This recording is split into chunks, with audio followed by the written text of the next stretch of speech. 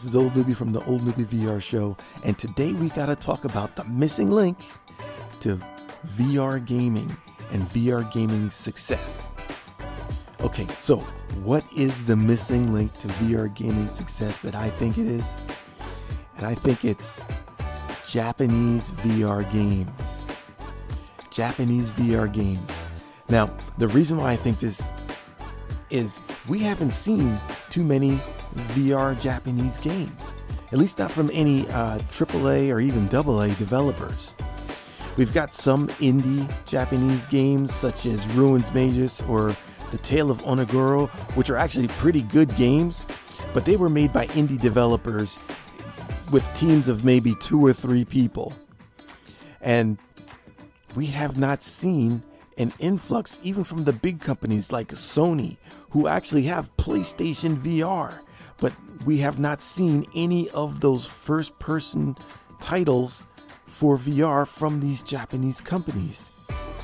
And if you've been following the video game industry for as long as I have, you know that Japanese games are an integral part of gaming success.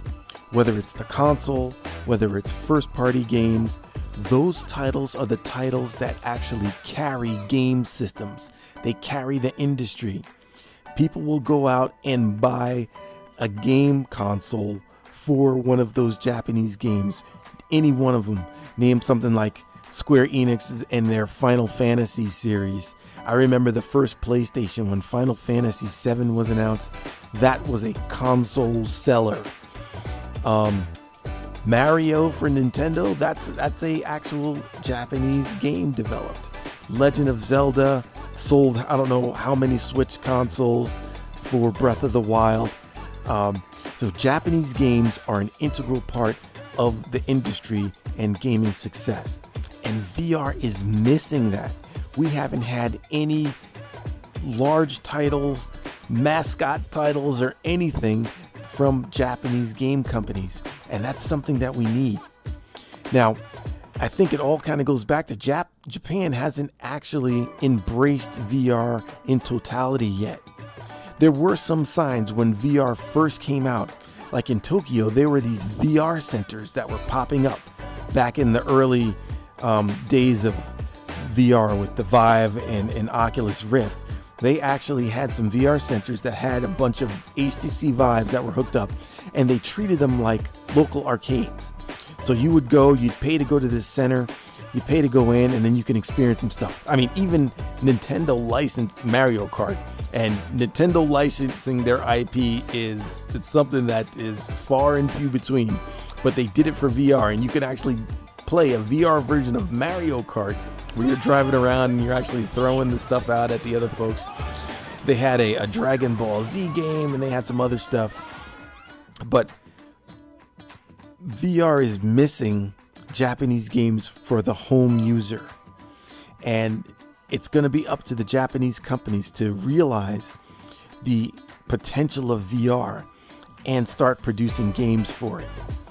Now, on the flip side, man, can you just imagine some of these Japanese games, especially the ones based on anime? And anime is huge. It's a global success. Imagine having a VR game based on anime and released for VR. Actually, Oculus announced Attack on Titan as one of the upcoming titles for their platform.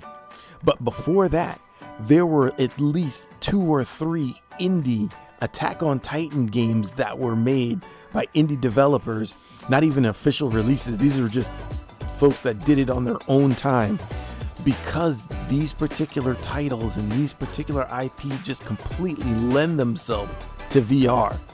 I mean, Attack on Titan is perfect with the ODM gear and the sword swinging and going through the town like Spider-Man through.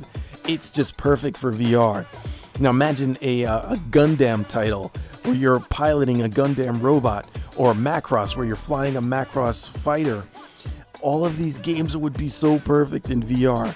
And by playing some of the VR mods that we have out now, like the mod to, pick any game, or actual game titles like Eve Valkyrie or Iron Rebellion, which is a robot game. You can just imagine that game as a Gundam game where you're flying through space and you have your Gundam fighter, or you're flying a spaceship and that's actually a Macross game. Oh man, so many of these things go to my head. In Japan, if they would just take hold of VR and actually make some of these games, they would be industry changers, not in just Japan but around the world. It's just missing. That is just a blank spot. It's missing in VR. If they were to take hold of it, the possibilities and the impact to the gaming industry would be humongous. So that's what I think. What do you think is the missing key to the VR gaming industry and why it's not taking off? I got my money on it's Japanese games, and I think if Japan were to come around on VR and start making Japanese games, I think the VR gaming industry would start taking off. But let me know what you think in the comments below. I'm Old Newey, and we'll see you in VR.